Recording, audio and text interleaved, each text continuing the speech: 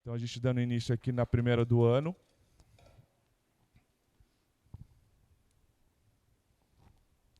Vitor Blanco. Laundry.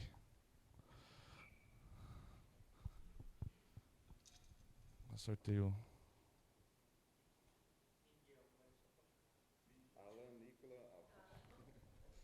Cara. Obrigado, viu? O Alan, ele sempre estreia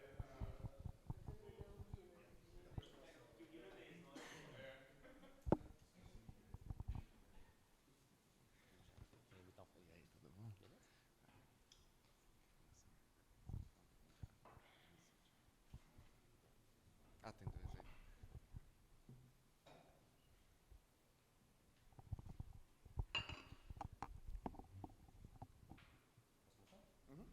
Bom dia, pessoal. Bom dia.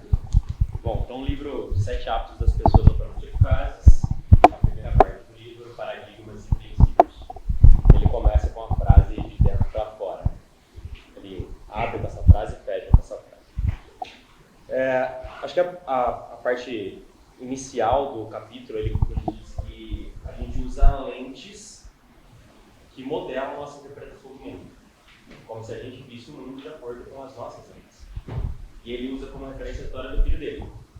Ele conta que o filho dele é um pouco, entre aspas, desajustado, não é bom nas notas na escola, não é bom no esporte, e ele e a mulher sempre tentam adequar o filho dele à realidade da sociedade. Meio que não por achar que o filho dele é ruim, mas por achar que o filho dele deve se portar de acordo com o que a sociedade espera, mesmo com o que eles esperam, ser uma média ali da sociedade. Ele também diz que ele faz um estudo, depois ele volta na história do filho, depois eu volto lá. Ele faz um estudo, né, ele também é um palestrante, mas ele faz um estudo sobre literatura de sucesso, desde 1700 e alguma coisa, né, 200 anos de literatura de sucesso. E ele fala que tem uma coisa muito comum na literatura dos primeiros 150 anos que ele estudou, que é algo que ele chama de ética do caráter. Ele fala de ética do caráter depois, mas é a mesma coisa, ele fala de caráter. Em todos os livros que ele estudou, em todos os livros sobre sucesso, dos 150 anos anteriores, dizia que a base do sucesso eram características do caráter, como integridade, humildade, fidelidade, paciência, simplicidade, modéstia, e a regra de ouro, que é fazer aos outros o que a gente deseja que faça com nós mesmos. Nos últimos 50 anos, ele diz que essas teorias de sucesso são um pouco mais superficiais. Elas são repletas de consciência das aparências sociais, técnicas e soluções rápidas. Aí ele chama de band-aids e aspirinas, né? Que não trata a raiz do problema, trata só a dor ali. É um remédio paliativo, vamos dizer assim. E aí ele caracteriza também que após a Primeira Guerra Mundial, essa visão de sucesso mudou. Passou de ética do caráter, que é aqueles 50 anos anteriores que ele estudou, para a ética da personalidade. Ele diz que ética do caráter, ética da personalidade, apesar de ser importante, são características secundárias, e a ética do caráter é uma característica primária. Na ética da personalidade, só para deixar claro, ele divide ela em duas partes também, que é a técnica das relações públicas e humanas, como técnicas estratégicas que a gente aprende, oratória, influência, negociação, esse tipo de coisa, e também a gente muito positivo, vai dar certo, vou conseguir, isso vai funcionar, tudo isso. Quando eu não tinha lido o livro ainda, quando você vê o título, parece que é alguma coisa mais prática, como se fosse seguir aqueles modelos certinho, mas o livro faz muito uma reflexão, realmente que ele estava falando de dentro para fora, a gente se analisar como a gente enxerga as coisas. Eu achei isso muito importante. Depois do que ele falou, começa a parte do paradigma, né? Que é a visão como a gente vê as coisas. O exemplo muito forte que ele dá é a questão do mapa. Que não adianta a gente estar em Chicago, olhando para o mapa de Detroit, que se a gente tiver caráter, mesmo assim a gente não chega lá. Então, não adianta ter habilidade, não adianta ter nada. São coisas importantíssimas, vai ajudar a ter o caráter. Quem não tem caráter não chega muito longe. E se chegar, não é duradouro. Porém, a visão como a gente enxerga, esse mapa nosso interno é muito mais importante.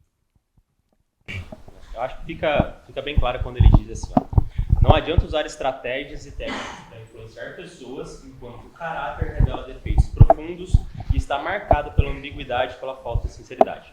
Para todo mundo agora e pensa, sabe aquela pessoa que tem aquele magnetismo, que é aquela pessoa que você chega e faz amizade com todo mundo, e aí você passa a conhecer essa pessoa, você fala, opa, alguma coisa não cheira bem. Achava que era uma coisa e não é.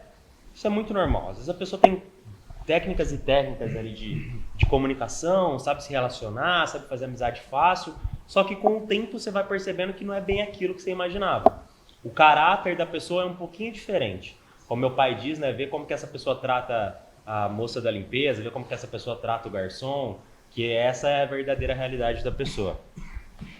Então essas técnicas da ética de personalidade, ela pode até funcionar no curto prazo, mas ao longo prazo elas são praticamente inúteis. Se a confiança for pouca ou inexistente, não existe fundamento nenhum para o sucesso permanente. O único aspecto que dá vida à técnica é a qualidade intrínseca. Então não adianta nada você aprender técnica e aplicá-las agora externamente, sendo que o seu interior é diferente. Que é exatamente o que você falou. Os seus paradigmas te moldaram de outra forma. E por que moldaram de outra forma? Porque aquilo que a gente foi condicionado na nossa vida, né, os paradigmas que foi introduzido, que a gente foi condicionado, ditam a forma como a gente vê o mundo, ditam a forma como a gente vê as pessoas. Se eu não tenho princípios básicos dentro de mim, eu posso até tratar uma pessoa bem aqui superficialmente por causa de um negócio, por exemplo, por causa de uma negociação. Mas no fundo, eu desprezo essa pessoa, não vou tratar bem a longo prazo e é mais ou menos assim que funciona. E se pensar bem, isso daí se aplica em todo tipo de âmbitos da nossa vida, desde um relacionamento com uma pessoa no trabalho, até um relacionamento em casa, com família. Então, isso é muito forte. Usando o exemplo do Victor aqui, né, sobre o mapa, ele diz que princípios não são valores, né? Mapas são os valores, né? Como a gente vê aquilo de forma figurada, e princípios são o território propriamente dito. Realmente, não vale nada eu ter um mapa de Chicago e tentar usá-lo em Detroit. Então, o mapa ele precisa ser certeiro para que as coisas funcionem. Eu tenho o mapa da realidade, que é como as coisas são, ou como eu acho que elas são. E eu tenho um mapa de valores, que são os mapas como as coisas deveriam ser, ou como eu acho que as coisas deveriam ser. Ele usa para simplificar isso, sobre como a gente é influenciado, como a gente é condicionado com os nossos paradigmas. Aquela imagem da senhora e da moça. Você bate o olho, você vê uma imagem de uma moça ali, um rascunho, você vê outra imagem, você enxerga somente a moça. Você olha outra imagem, você percebe que é uma senhora, percebe que é uma velha, e aí você passa a enxergar as duas coisas. Ele coloca aquele exemplo que ele fez na sala de aula, né, com metade da sala tendo uma imagem que remeteria à moça, e metade da sala a imagem da senhora. E eles ficam discutindo quem estava certo e quem estava errado. Na verdade, não tinha certo e errado. Todos estavam certos, todos estavam errados, de certo modo. O que mudava ali era a lente que cada um tinha colocado para enxergar aquela imagem. Aí ele até usa assim, né? Se 10 segundos olhando para uma imagem pode impactar a nossa forma de ver o mundo, o que dizer dos condicionamentos de uma vida inteira?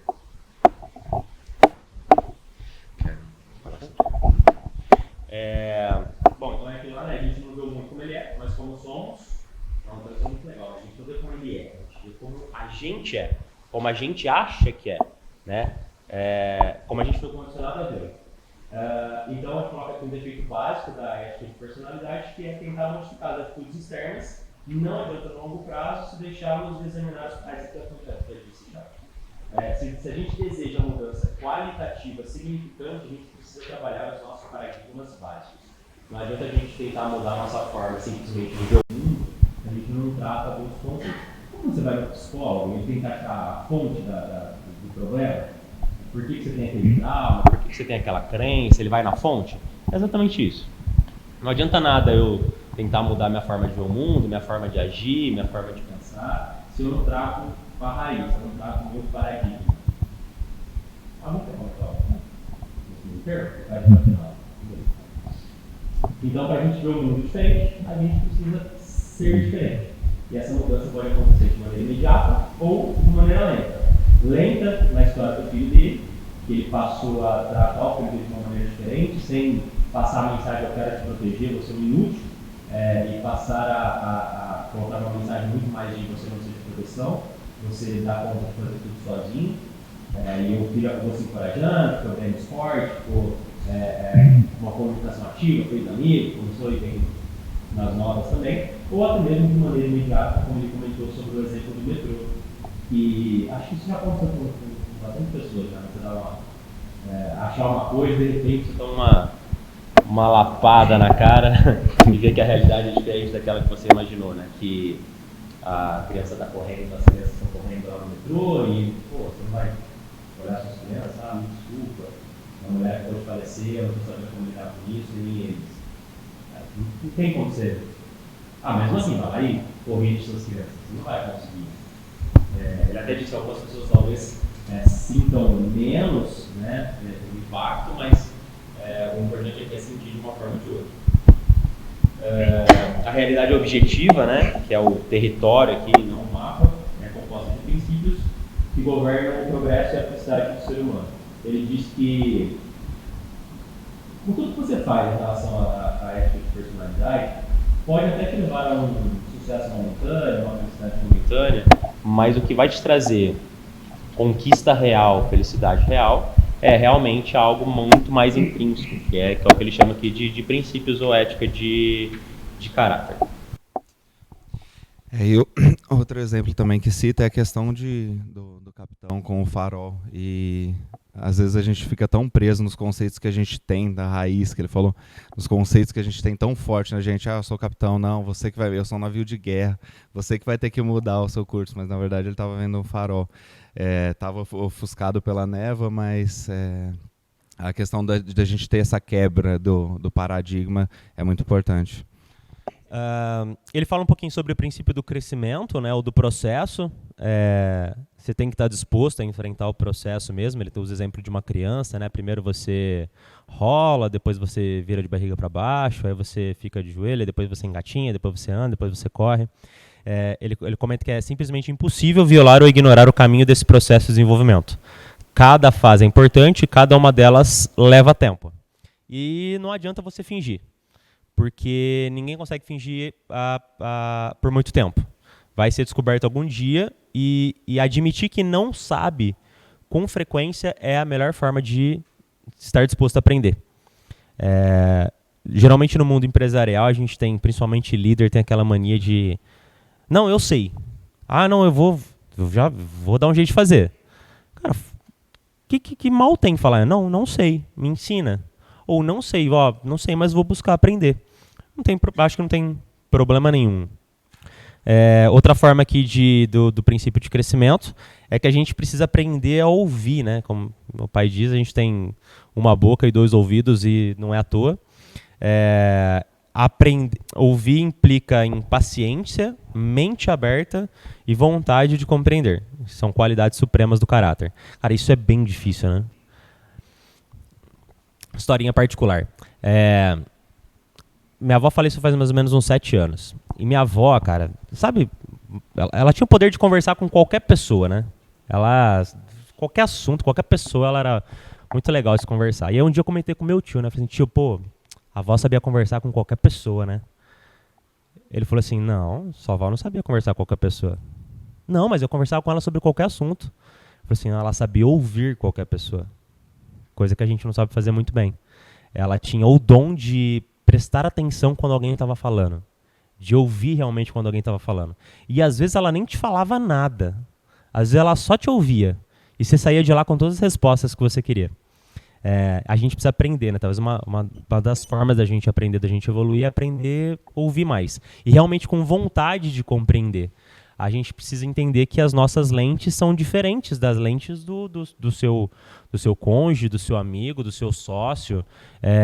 E não tem certo e errado em várias questões da vida, né? A gente precisa entender que existem verdades diferentes. A sua verdade não é absoluta. A sua realidade não é a única que existe no mundo. Na Índia, vaca é sagrada, aqui a gente come vaca, beleza. Quem que tá certo, quem que tá errado? Na China come cachorro, aqui não come, quem que tá certo, quem que não tá? A criticar o chinês come cachorro é ruim, mas o indiano não pode criticar a gente porque a gente come vaca.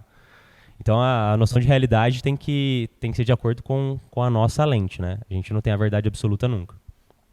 Esse ponto fala muito do ponto de vista, né, o que você estava falando. São pontos de vista diferentes olhando para a mesma coisa. Sempre. Ele fala sobre também formas de resolver problema. Então, às vezes, quando o momento está tenso, está carregado de emoção, às vezes uma tentativa de ensinar ou colocar o seu ponto de vista pode ser visto como um julgamento ou uma rejeição. Sabe quando você está numa discussão acalorada, assim, e você tenta colocar o seu ponto de vista e a pessoa não entende, briga, você está me julgando, você está falando porque você não está sentindo o que eu sinto, a gente acaba não tendo a famosa empatia. Realmente, cara, a discussão tá com o ânimo aqui em cima, a pessoa não quer ouvir, a pessoa quer ser ouvida. Então, às vezes, é melhor não ensinar nada do que ensinar. E deixa para um momento oportuno. Vamos conversar sobre aquele assunto agora que a gente está calmo. Isso em qualquer realidade, até mesmo dentro das empresas. Cara, tem hora que não adianta discutir. Não é a melhor forma de resolver o problema. E ele fala também que os executivos com a visão de longo prazo, eles estão, sei lá, pouco dando importância para qualquer tipo de estímulo fácil ou palestra motivacional. Geralmente esse tipo de executivo ele quer resolver o problema na raiz. Ele quer resolver o problema intrínseco, a raiz do negócio. E geralmente quando a gente usa soluções rápidas, os famosos band-aids e aspirinas, isso acaba intensificando ainda mais o caráter crônico da situação. Você pode resolver de forma paliativa, ali para o momento vai te fazer bem, mas não resolve a longo prazo. É o mesmo tipo assim, é o cara que tem problema em casa, vai pro bar e bebe.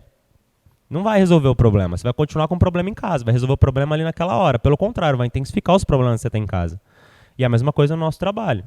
Às vezes não adianta passar um pano. Cara, tem que resolver o problema na raiz, tem que ver onde está a origem do problema. Não adianta discurso motivacional em alguns casos. Adianta a resolução de problema. Pegar na alça do caixão e carregar o defunto mesmo. Às vezes é assim que funciona. Aí ele fala que o principal desse capítulo, né, é realmente a abordagem centrada de dentro para fora.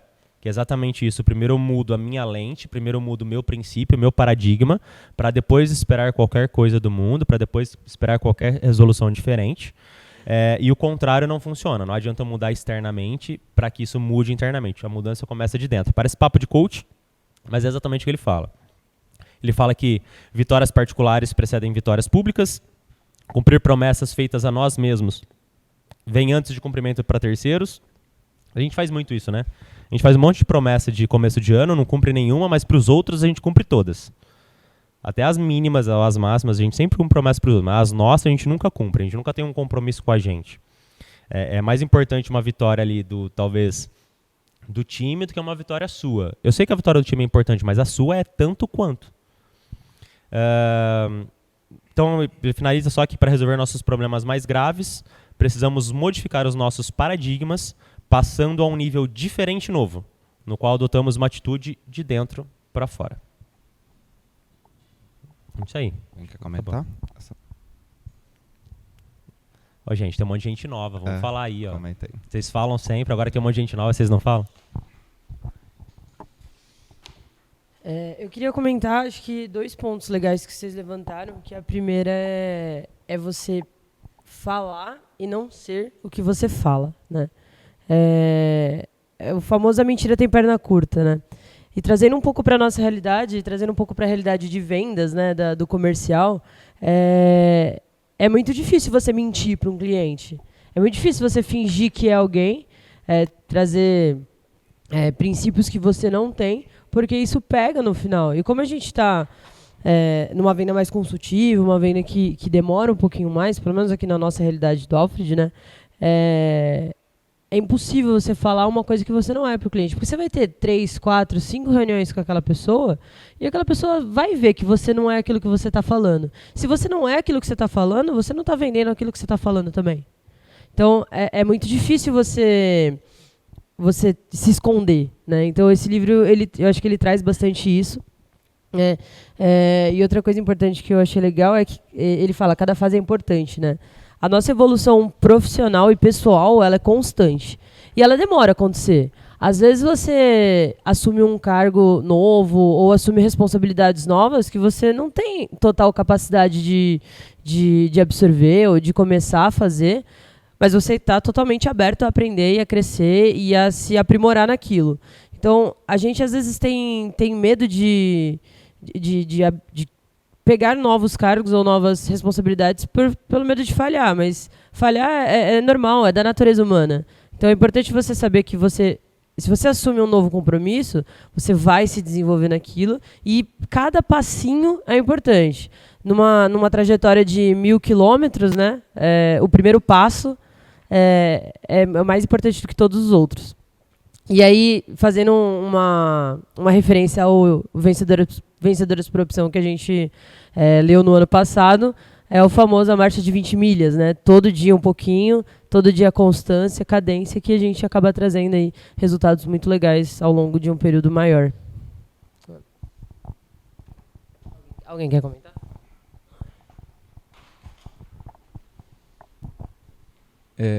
Um ponto que você falou sobre reconhecer quando a gente não tem capacidade de fazer determinada coisa. Tive uma conversa com o próprio Zamboni em algum momento. Desculpa. Eu tive uma conversa com o Zamboni em um determinado momento que a gente estava batendo um papo. E isso reflete muito quando você é líder, né? No sentido de que você pode ser o cara que fala, eu faço tudo, e você vai errar. Ou você pode compartilhar algumas coisas com o time e errar junto com o time.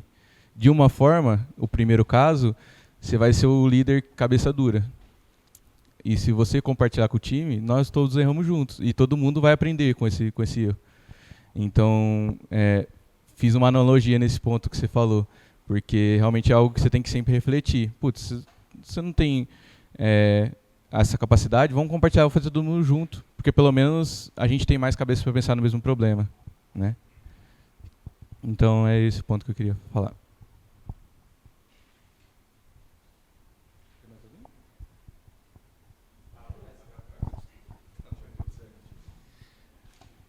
Bom, vou citar um ponto aqui também que eu achei interessante, até do que ele citou do filho dele, né?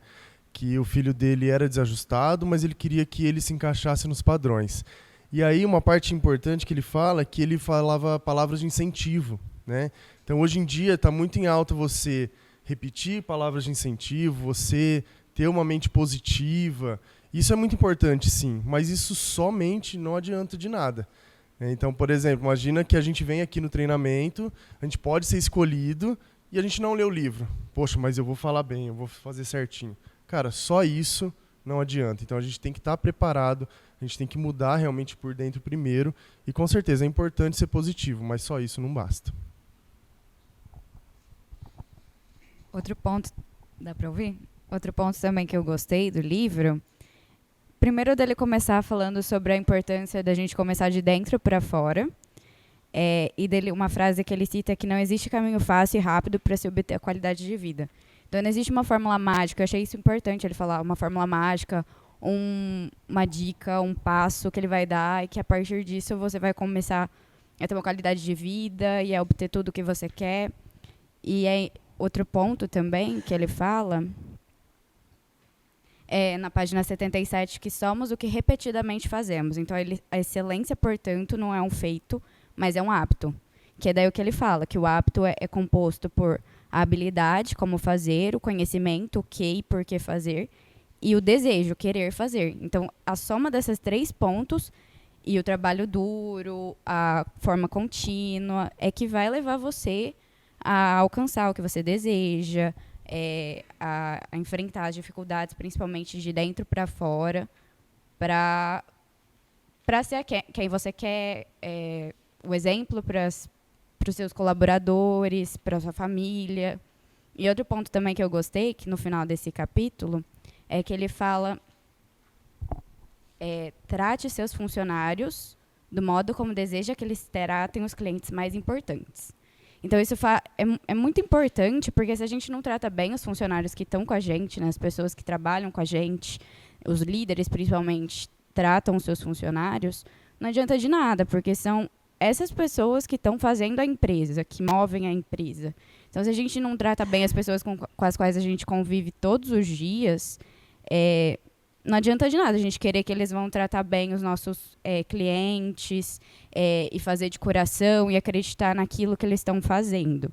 Que é outro ponto que ele também cita, que você pode comprar o trabalho de uma pessoa, mas não pode comprar o seu coração. Então, se as pessoas não acreditarem sinceramente naquilo que elas estão fazendo, em quem está guiando elas, em quem está junto com elas, eu acho que de nada importa.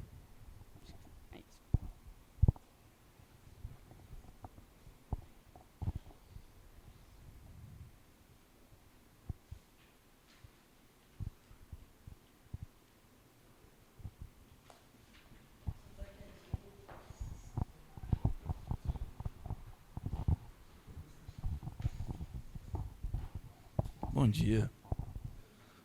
Tá baixo minha voz hoje.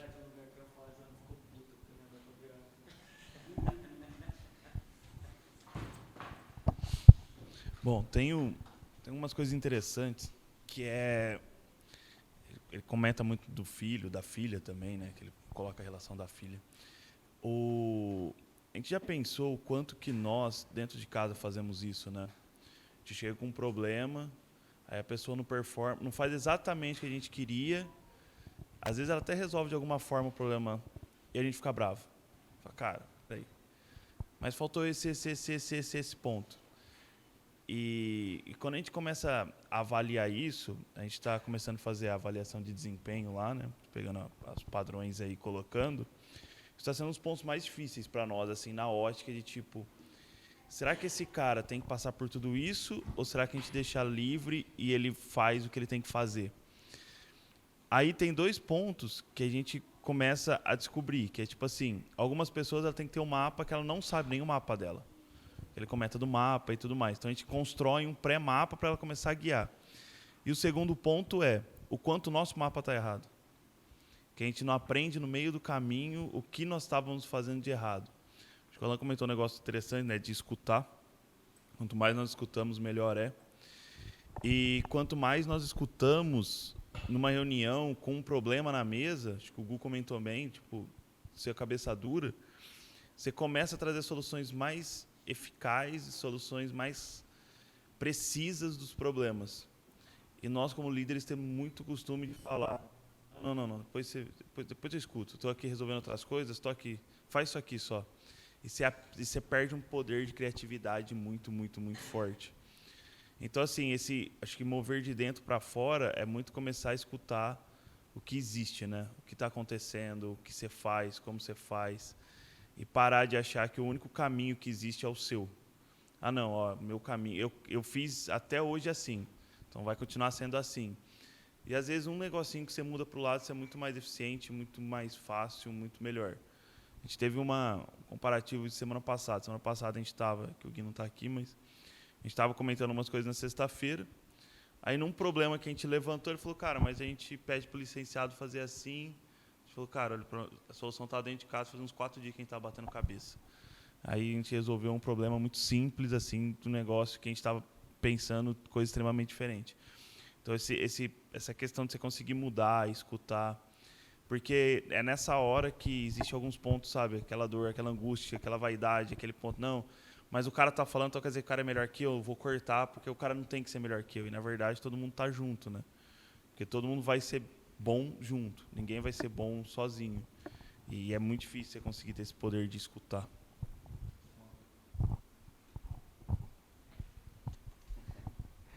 Oi, pessoal. Eu acho que queria comentar um ponto que eu acho que passou meio por cima, assim. Eu acho que talvez seja um dos pontos mais relevantes aqui, pelo menos para mim, do livro, quando a gente faz o comparativo com a nossa realidade empresarial, é a questão da análise da figura lá, né? Que a gente tem 2 perspectivas, basicamente, para olhar a imagem.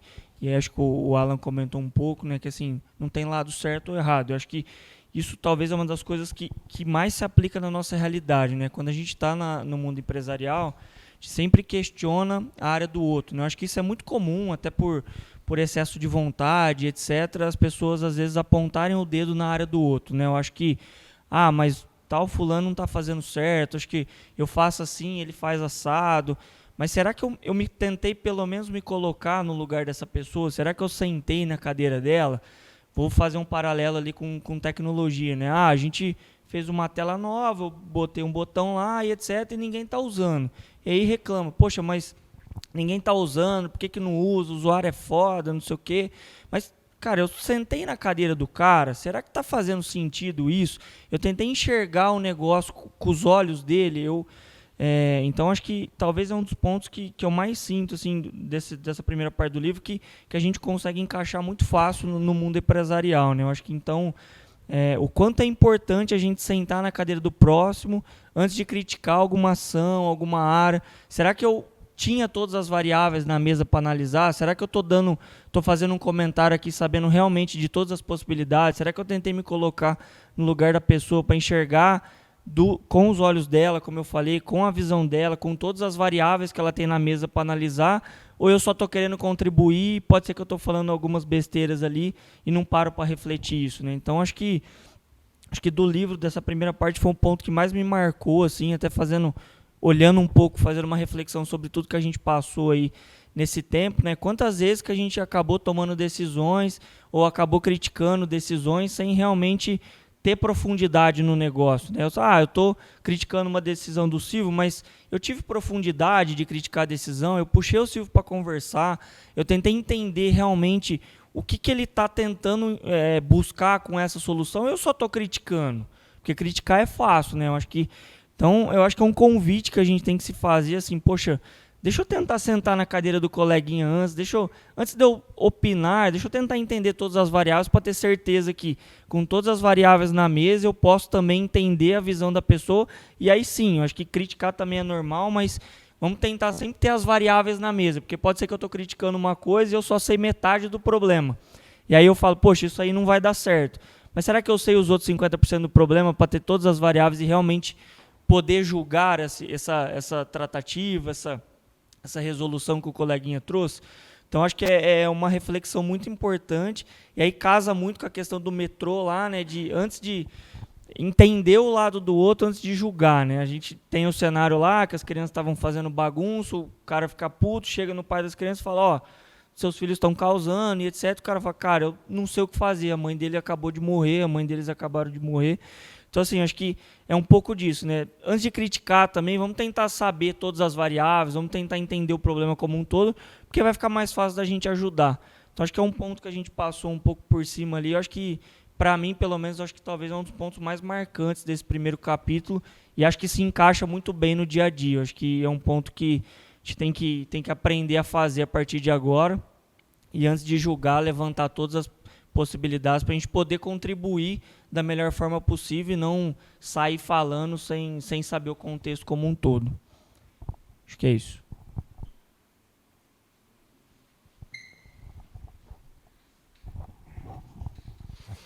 Boa, galera. Tem uma parte aqui do livro, né, que eu estava comparando. Agora, no final do ano, eu li outro livro que é bem legal também. Deixar aqui o conselho para vocês, chama Mais Esperto que o Diabo, de Napoleão Hill. E é incrível como alguns livros têm muita parte igual, né? Quando ele está falando aqui do princípio de crescimento, né, que tudo é um passo, ele diz assim, isso no livro que a gente está lendo, tá? As pessoas sempre colhem o que semeiam. Não existe atalho. O que somos comunica muito mais do que o que dizemos ou fazemos. O outro livro diz, o que quer que um homem plante, ele colherá. A moral importa porque ela tem influência nos pensamentos e atos de uma pessoa.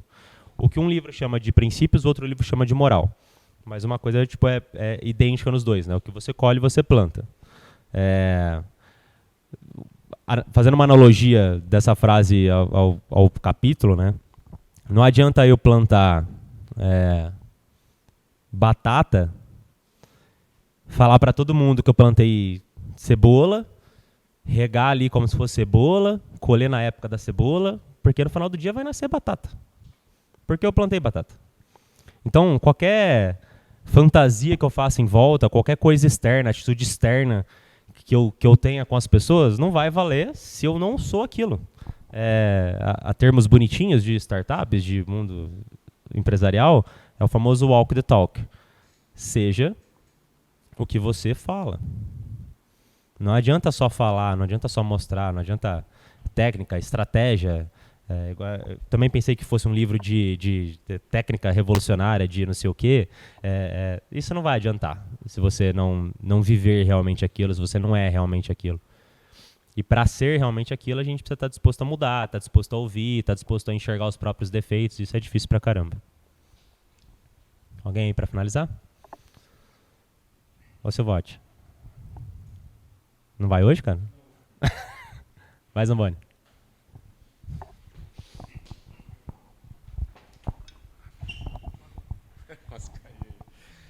Só complementar, acho que o ponto que o César trouxe, tem até um trecho que ele cita aqui, que eu achei que também me chamou bastante atenção e linkando com o que o César trouxe, né?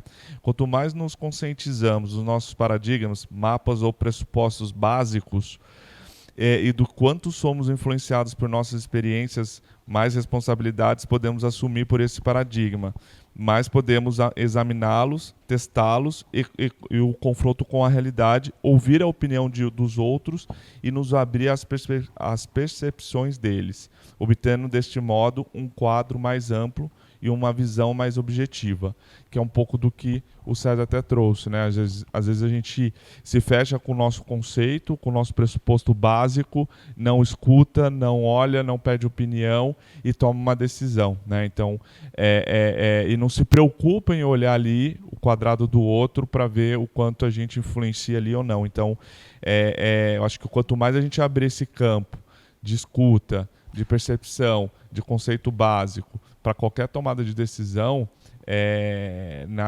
o trecho cita, mas na minha visão acho que isso é muito importante para que a gente não tome nenhum tipo de decisão ou até mesmo opinião sem ter fundamento, né? O que ele cita aqui como pressuposto básico. Mais alguém?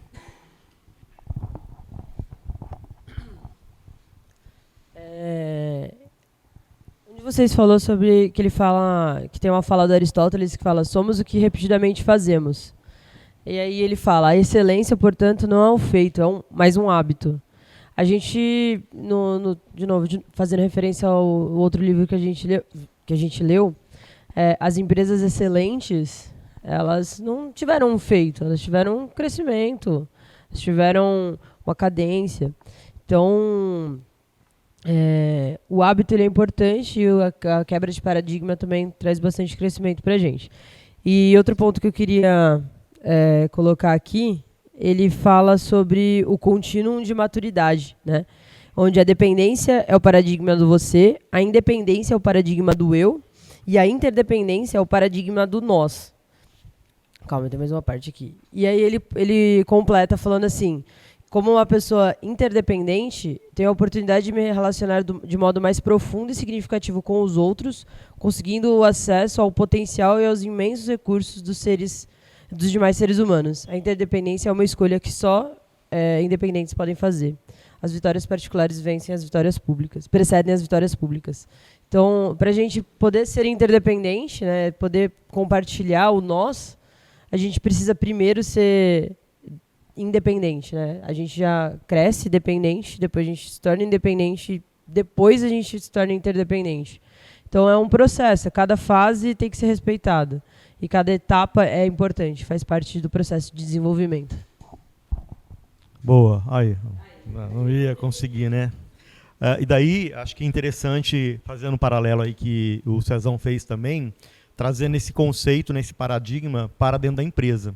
Então, por exemplo, o pessoal que chegou, né, na empresa, então eles têm um nível de dependência. E aí eles vão aprendendo a fazer e vão se tornando aí independentes. Contudo, né, o conjunto da obra, do nosso trabalho, é totalmente de interdependência. Todos nós estamos aqui coligados, todas as ações que eu faço lá como farmer, o closer está ligado, o financeiro está ligado, o crédito está ligado.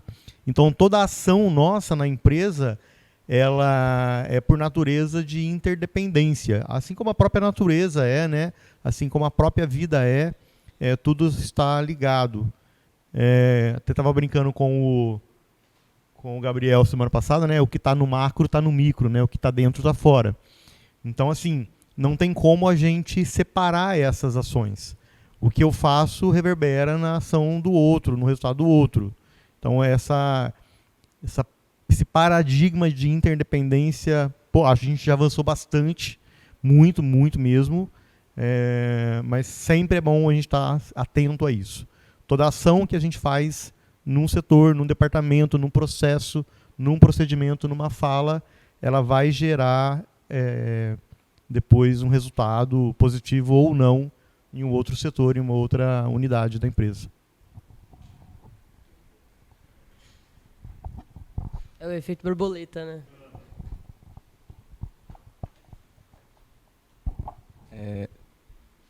Outro ponto que me marcou, de uma certa forma, foi o conceito que ele deu para eficácia. Que ele fala que é produção e a capacidade produtiva das pessoas.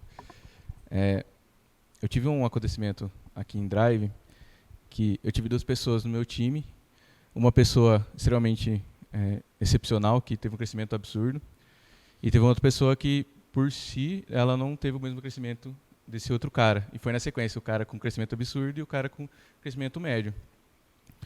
E aí, uma conversa que eu tive com o César mesmo me deu feedback, falou: Gustavo, toma cuidado, porque esse outro cara era muito bom. Então, esse cara não espera o mesmo que o outro teve. E eu acho que foi muito de encontro com esse conceito. Você tem que saber o quanto aquele cara pode te entregar, qual é a capacidade produtiva dele, para que você consiga mensurar e cobrar o suficiente dele, não ultrapassar, porque ele pode ficar frustrado por conta disso, e também não ser pouco demais para deixar o cara estabilizado. Então, um outro ponto que eu achei importante também é que a gente fala de eficácia, sempre pensa em produção máxima, né? O cara tem que tirar tudo dele e tem que produzir até o final. E aí ele fala muito sobre cuidado também, né? Sobre a gente cuidar das pessoas para que elas não fiquem no limite, e deixar ela num estado bom para que ela consiga produzir o seu máximo sempre. Os ovos de ouro, né? Exatamente. Alguém mais, pessoal? Bom, então fica como lição de casa, né? A gente parar, refletir, principalmente na correria do dia a dia, tentar olhar para outros pontos, tentar entender o ponto da outra pessoa antes de julgar. É muito difícil, mas é um trabalho que com o hábito a gente vai construindo.